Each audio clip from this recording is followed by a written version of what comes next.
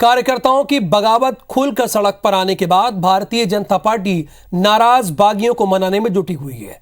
साथ ही बीजेपी की वरिष्ठ नेताओं ने साफ कर दिया कि बागियों ने बात ना मानी तो 6 साल के लिए उन्हें निष्कासित किया जाएगा। बीजेपी के अपील समिति के सामने भी कई वार्डों के मामले गए थे, लेकिन शिकायतों को स्वीकार नहीं किया गया। पार्टी नेतृत्व को लिखित शिकायतों के साथ वार्ड स्तर पर बैठकों का आयोजन भी किया गया। अब पार्टी नेताओं का मानना है कि पार्टी के ही बागी प्रत्याशी वोटों का गणित गड़बड़ा सकते हैं। ऐसे में सांसद सेज वलकर के नेतृत्व में जिले की टीम ने पार्टी के नाराज कार्यकर्ताओं से चर्चा करके उनसे नाम वापस लेने की अपील की है, जिसके बाद 5-6 कार्यकर्ताओं ने नाम वापस ले भी लिया है। लेकिन ये लिस्ट बहुत बड़ी है। बीजेपी दूसरे बागी नेताओं से भी ऐसी उम्मीद कर रही है कि वो अपने नाम वापस ले लें।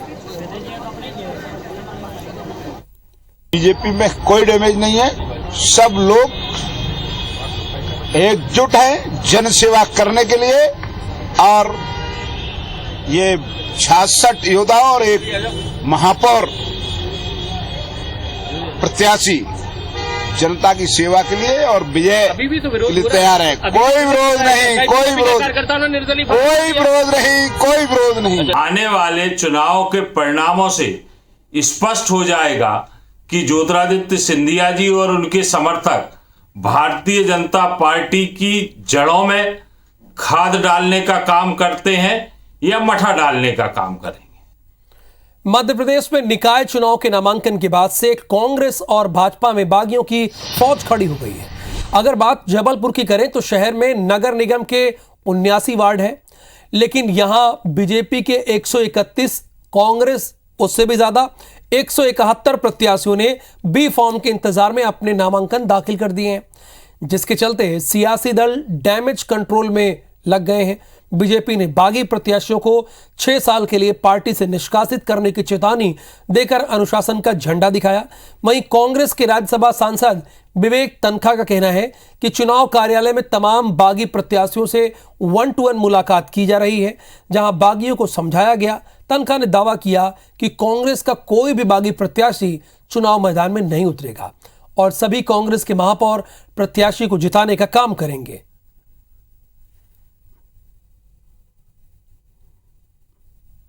मैं पार्टी का एक सच्चा कार्यकर्ता होने, क्योंकि मैं 25 साल से एनएसयूआई के समय से पार्टी की सेवा कर रहा हूं। मैंने सब कुछ पार्टी के लिए अपना गवाया है। आज मैंने माननीय सांसद विवेक तनखा जी के अनुरोध पर मैं अभी जाकर अपना फॉर्म वापसी लूंगा। सब लोग यहां से अपना नामांकन पत्र वापस लेने के लिए चले गए हैं। 100% सक्सेस, क्योंकि सब चाहते हैं कि जबलपुर में कांग्रेस जीते, जबलपुर में कांग्रेस का मेयर आए। अगले साल मध्य प्रदेश में विधानसभा चुनाव है। भाजपा निकाय चुनाव के जरिए विधानसभा चुनाव की तैयारी में जुट गई है। बीजेपी के राष्ट्रीय अध्यक्ष जगत प्रकाश नड्डा ने इस बार बूथों की जिम्मेदारी यूथ को लेने का फैसला लिया है। नड्डा के निर्देश के बाद पदाधिकारी रणनीति को अमली जामा पहनाने में जुट गए हैं। भाजपा मीडिया प्रभारी लोकेंद्र पराशर का कहना है कि बूथ विस्तारक योजना से युवाओं को पार्टी से जोड़ा जा रहा है। वहीं बीजेपी की रणनीति को कांग्रेस दिखावा कह रही है। कांग्रेस प्रवक्ता संगीता शर्मा ने कहा कि भाजपा का संगठन कमजोर हो रहा है। निकाय चुनाव में टिकट बंटवारे को लेकर बीजेपी कार्यकर्ता नाराज हैं। चुनाव में अपराधियों को टिकट दी गई है। युवाओं को इसलिए कि ऊर्जा भी चाहिए और परिपक्व कार्यकर्ताओं को इसलिए कि अनुभव भी चाहिए। दोनों का सामंजस्य हर बूथ पर बनाने की कोशिश की है। और आपने देखा होगा कि बूथ विस्तारक योजना के तहत अधिकांश यूथ ही पार्टी से जुड़ा है और यूथ भारतीय जनता पार्टी की कमान संभाल रहा है। और बहुत सारे सम्मेलन दिखाना हमारे कार्यकर्ताओं के बीच हम ये कर रहे हैं, तो केवल जनता के बीच में एक मैसेज दिखाने का कार्य करती है। नगरीय निकाय चुनाव के टिकट बंटवारे में सब सामने आ गया है कि किस तरीके से पार्टी के कार्यकर्ता में बिखराव है, किस तरीके से पार्टी के कार्यकर्ता विरोध प्रदर्शन कर रहे हैं। सीहोर के शाहगंज में नगर परिषद चुनाव जो है निर्विरोध हुआ। शाहगंज नगर परिषद के सभी 15 प्रत्याशी निर्विरोध चुने गए। ये अपने आप में एक बड़ी बात थी। रिटर्निंग ऑफिसर ने सभी प्रत्याशियों को सर्टिफिकेट दे दिया। बता दें कि समरस नगरीय निकाय को लेकर सीएम शिवराज सिंह चौहान की अपील का असर हुआ और शाहगंज प्रदेश की पहली समरस नगर परिषद बनी है, जहां पर सभी के सभी निर्विरोध निर्वाचित हुए हैं। प्रदेश की पहली नगर पंचायत है ये, जहां 15 के 15 पार्षद निर्विरोध निर्वाचित हुए हैं। हम विकास और जन कल्याण में कोई कसर नहीं छोड़ेंगे। आदर्श नगर पंचायत का आदर्श विकास किया जाएगा। मध्य प्रदेश में पंचायत और नगरीय निकाय चुनाव में टेंट, शामियाना, लाइट जैसी व्यवस्थाओं के लिए राज्य निर्वाचन आयोग ने सभी जिलों को बजट का आवंटन किया है। राज्य निर्वाचन आयोग के मुताबिक इन सब व्यवस्थाओं पर करीब 11 करोड़ रुपए खर्च होंगे। इसमें से नगरीय निकाय चुनाव के लिए 3 करोड़ 9 लाख और पंचायत चुनाव के लिए 7 करोड़ 82 लाख रुपए की राशि आवंटित की गई है। नगरीय निकाय चुनाव के लिए सबसे ज्यादा 19 लाख रुपए का बजट इंदौर को दिया गया। वहीं पंचायत चुनाव के लिए सबसे ज्यादा बजट 32 लाख रुपए धार को दिए गए।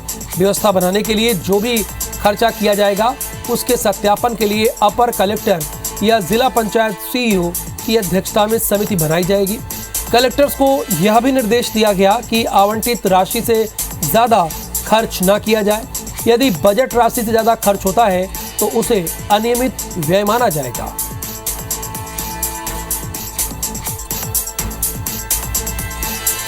पंचायत चुनाव की वोटिंग का काउंटडाउन शुरू हो चुका है। कुर्सी पर काबिज होने के लिए उम्मीदवार एड़ी चोटी का जोर भी लगा रहे हैं। प्रचार के साथ चुगलियों का ग्राफ भी तेजी से बढ़ गया है। उम्मीदवार और उनके समर्थक दूसरे खेमे पर वोटर को लालच के आरोप ठोक रहे हैं। इसमें बंदूक, हैंडपंप, बिजली की डीपी से लेकर वोट के बदले तबादले का खुला ऑफर बताया गया है। शिकवा शिकायतें पुलिस और प्रशासन के अफसरों के कान तक भी पहुंची है। प्रशासन का कहना है कि ऐसे लोगों पर नजर रखी जा रही है जो इस तरह के ऑफर दे रहे हैं। साथ ही उनके खिलाफ कार्रवाई भी की जाएगी।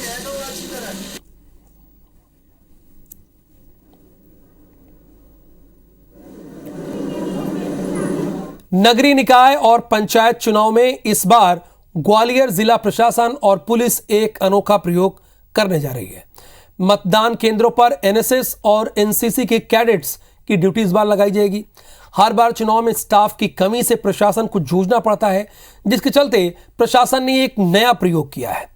एनएसएस के 352 और एनसीसी के 85 छात्र छात्राओं का चयन किया गया है, जिनकी जीवाजी यूनिवर्सिटी में ट्रेनिंग शुरू हो गई है। चुनाव में अच्छा काम करने वाले कैडेट्स को सम्मानित भी किया जाएगा। एनसीसी और एनएसएस के छात्र छात्राएं अपनी नई ड्यूटी के लिए खुश नजर आ रहे हैं।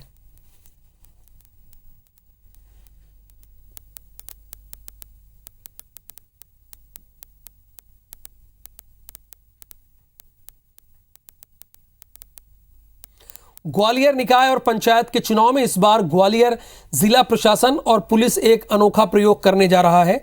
मतदान केंद्रों में एनएसएस, एनसीसी कैडेट्स की ड्यूटी लगेगी। हर बार चुनाव में स्टाफ की कमी होती थी, प्रशासन को इससे जूझना पड़ता था, इसीलिए यह प्रयोग किया जा रहा है।